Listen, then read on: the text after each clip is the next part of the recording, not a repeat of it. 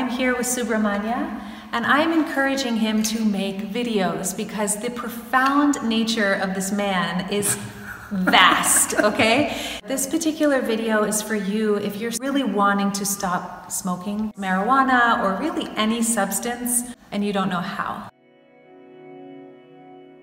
When I first started smoking, it was just with my friends, and because it kind of went with music. I'm a musician, so cannabis and music. An amazing musician. It's like wine and cheese, you know, just like, they just go together, you know?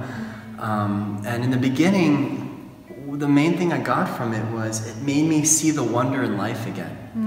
It was like, oh, you know, I was like, everything just became wonderful, you know, food and the senses, and you know, that was really what got me into it in the beginning, was it kind of re-establishing a sense of wonder in my moment to moment and excitement in the mundane.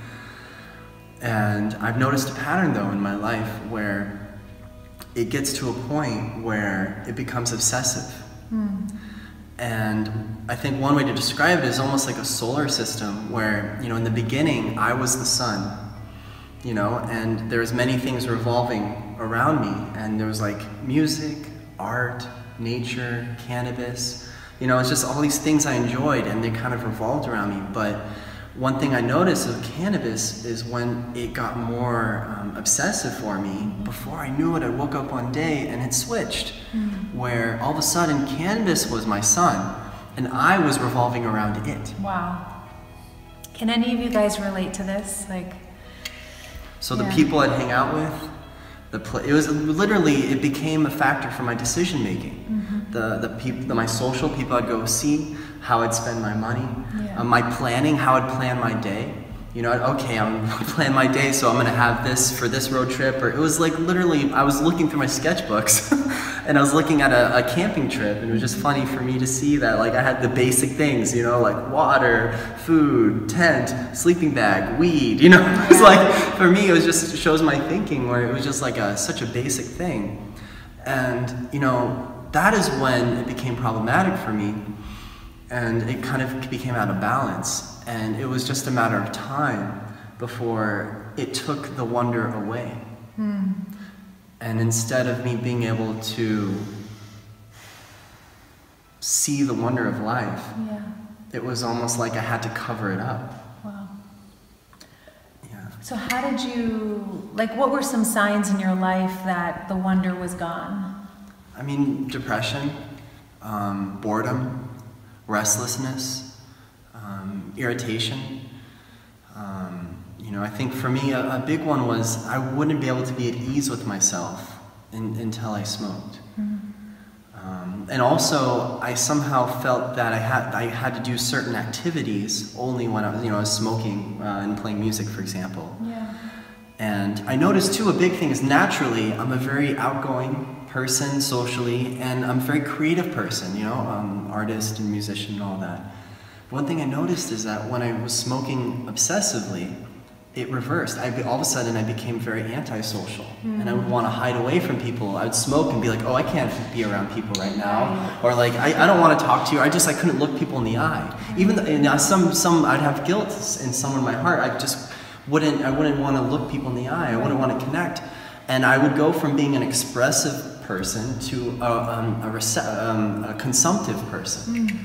So instead of creating things, I was wanting to be passive, watching videos, watching movies, you know, listening to music, which is all good stuff, you know, but that doesn't bring lasting happiness. Right. Doesn't, you know, so it just completely, kind of like I was using the sun metaphor, but it put everything upside down. So instead of being a creative person, I became a consumptive person. Wow, so that's so powerful. What would you say to somebody who wants to quit, but doesn't feel like they can? Like, they finish their supply and then they're like, this is the last bag, and then they buy again.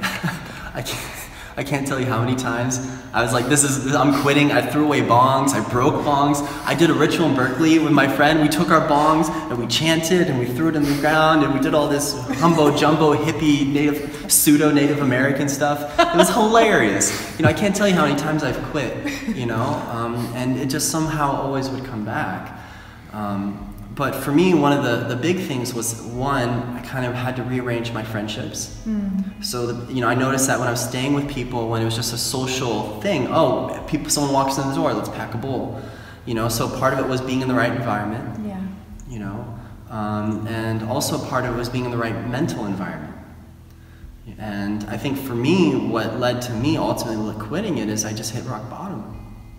You know, I hit a point in my life where I was miserable completely with my situation. Yeah. And I lost touch with myself so much to the point where I didn't really know who I was or, you know, what I was doing, you know, and it kind of came from a very sincere moment of desperation and crying out for grace.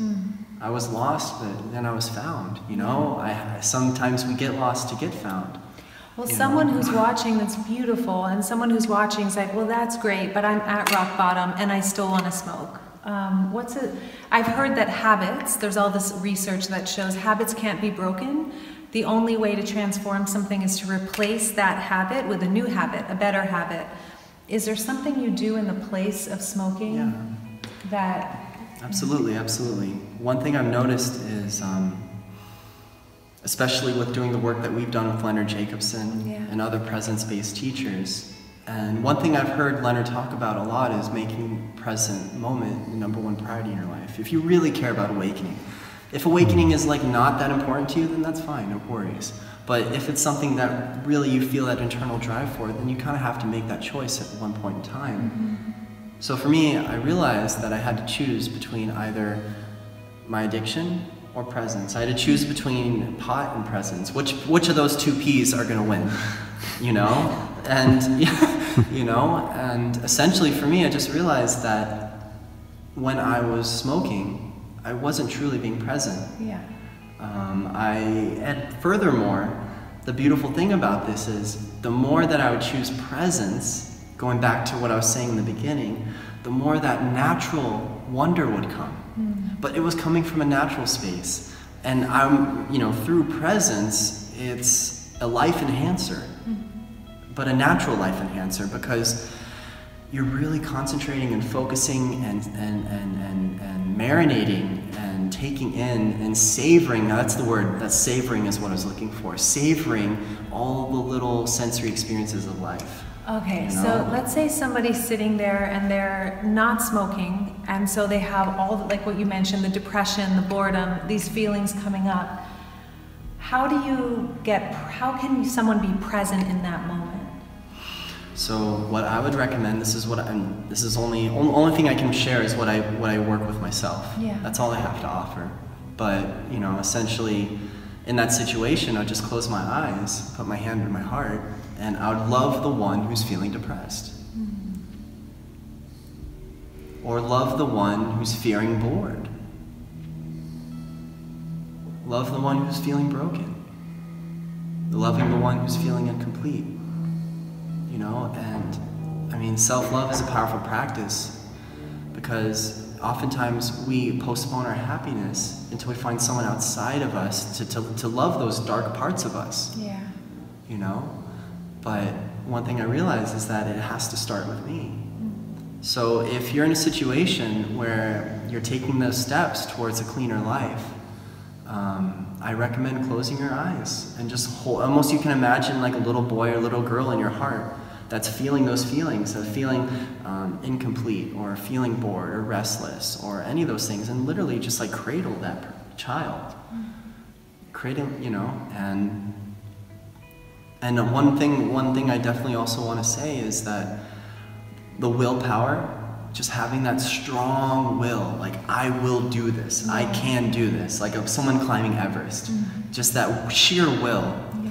And then also, one thing is taking care of the body, and that was the big realization, is as soon as I started replacing my smoking habit with running, exercise, going for walks, eating the right food. Powerful. And you know, it's funny, I think for me a lot of this too is, my experience is, one unconscious choice trickles into many unconscious choices. Yeah. So I start with the unconscious choice of smoking, and then my next unconscious choice is, oh, I'm gonna go to In-N-Out. Right. You know, and then my next unconscious choice is I'm gonna park and watch YouTube videos for 2 hours. Right. You know, and then it's just one, it trickles that way. It's you kind of like your level of consciousness and your decision making can trickle and snowball for both good and ill. And you know, and I think the same, I encourage you, whoever's watching this, I encourage you, just that one first step. Like literally, don't worry about a month from now. Don't worry about a week from now. Just worry about that first step. Because once you make that first conscious choice, then the next one just happens. And before you know it, you're running. So true. And if somebody falls off and smokes or eats something really that makes them feel depressed or heavy, then what should they do? For me, when I'd hit those moments, is I just would do a natural detox.